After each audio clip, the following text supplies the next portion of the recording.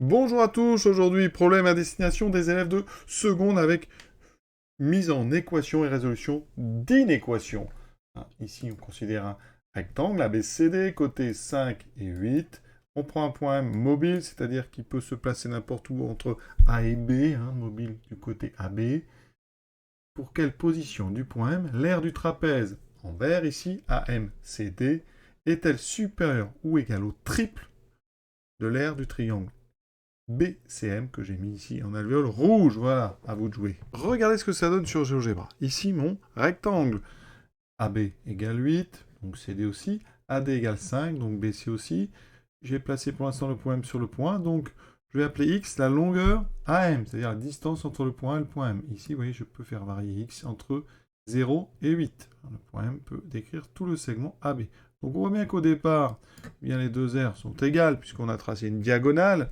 Et quand M va vers la droite, quand AM augmente, eh bien l'aire du trapèze en vert augmente, l'aire du triangle en abeille ici diminue. Et donc l'idée c'est de trouver à quel moment, vous voyez au départ c'est moitié-moitié, et après, évidemment à la fin, le triangle est vide, et le trapèze représente tout le rectangle. Donc ici, à quel endroit est-ce qu'on a un tiers? Eh bien si on regarde, vous voyez on a 30, ici 30 et voilà, peut-être à peu près par ici, voilà. 30 et 10. Voilà, exactement ici, quand x égale 4. Donc, on va essayer de montrer certainement que la position, hein, pour que l'air soit égal au triple, c'est égal à 4. Et donc, pour que l'air vert soit supérieur au triple, il faut que x soit plus grand que 4. Parce qu'après, vous voyez, ça va, le rapport des deux va évidemment grandir. On aura plus du triple. Voilà. Donc, on est parti. Modélisation, mise en équation du problème.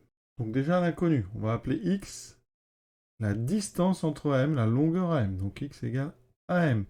Effectivement, x est un réel qui appartient donc à l'intervalle 0, 8. Puisque la longueur AB vaut 8, on peut placer x, on peut placer M partout entre A et B. Donc la longueur AM vaut entre 0 et 8. Si x égale 0, on est en A. Si x égale 8, on est en B.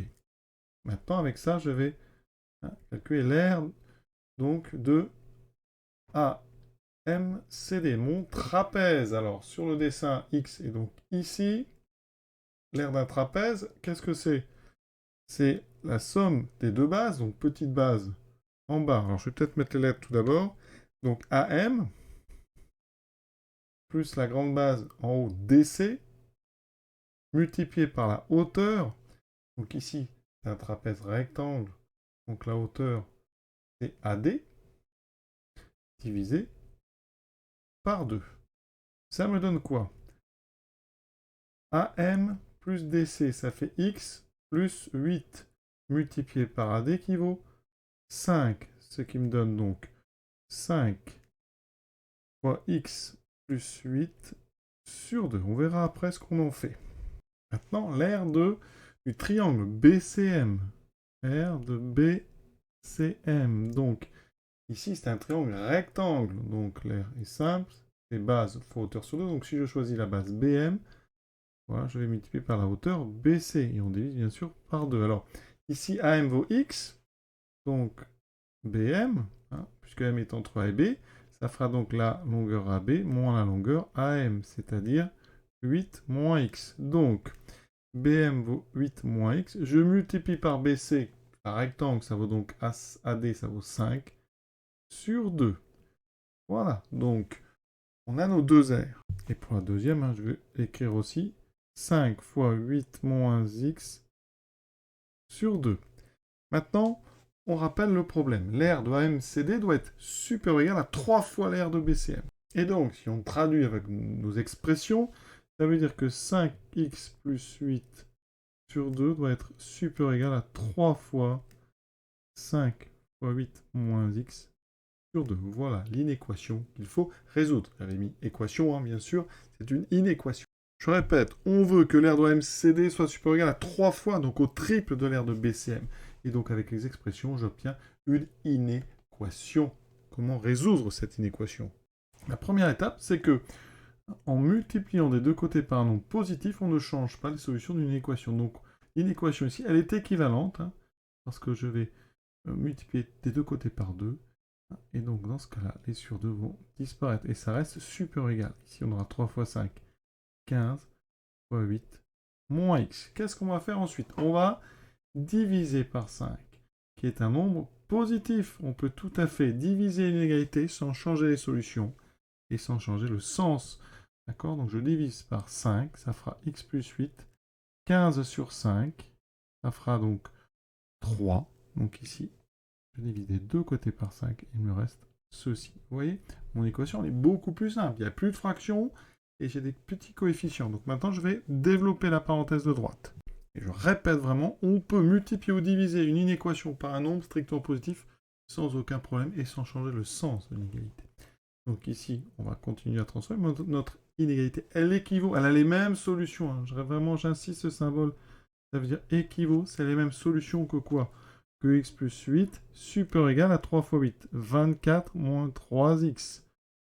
Maintenant, des choses qu'on peut faire sans changer les solutions, c'est ajouter des deux côtés un même nombre. Donc ici, je vais ajouter moins 8, autrement dit enlever 8. J'aurai x plus grand que quoi? 24 moins 3x moins 8. 24 moins 8, ça fait 16 moins 3x.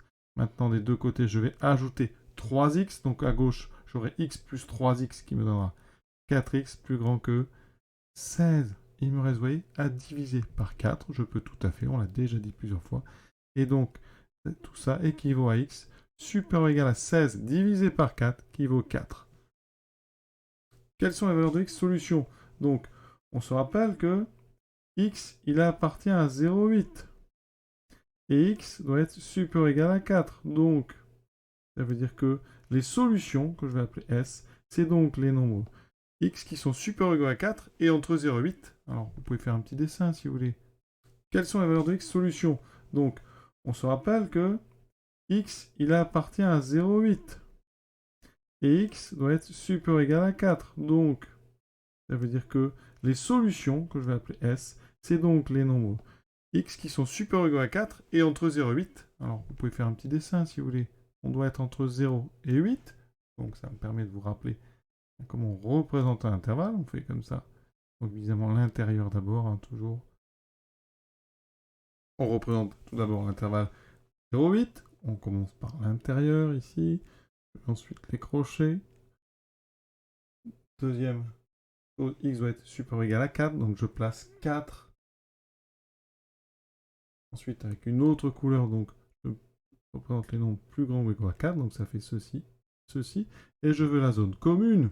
Donc, c'est la zone où il y a deux couleurs. Donc, vous voyez, c'est ce qui va de 4 à 8. 4 et 8 inclus. Donc, les solutions, c'est l'intervalle 4, 8, 4, 8, crochet fermé.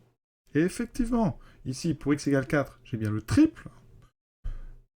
GeoGebra me confirme ça. Et après, quand je vais prendre x plus grand que 4, eh bien, effectivement, la zone verte est...